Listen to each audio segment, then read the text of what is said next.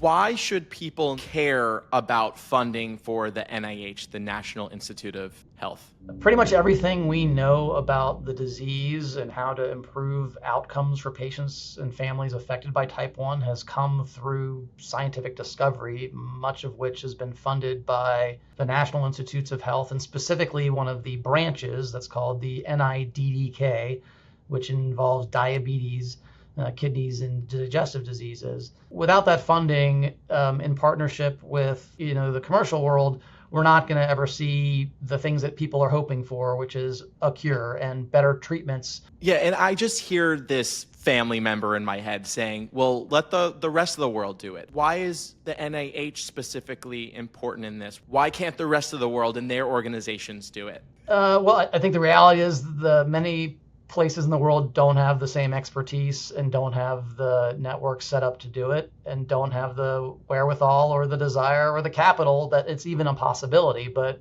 I would come back to say, if you live with type 1 diabetes and you want things to be better for you or your family, you need to support this kind of work because it's not going to get done. Not everything has a direct, profit-driven, company-driven line.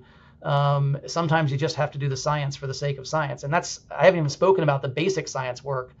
All the stuff that happens in the lab before something comes to me to be able to even offer to a patient in a research study, let alone a commercially available drug. Almost all that work is funded by the NIH.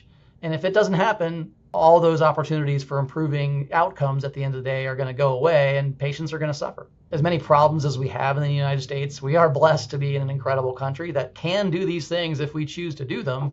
It's just a matter of determining where we're going to put our resources. You need to support this kind of work because it's not going to get done. Our government should be investing in our health. We should want our dollars to go towards something like that.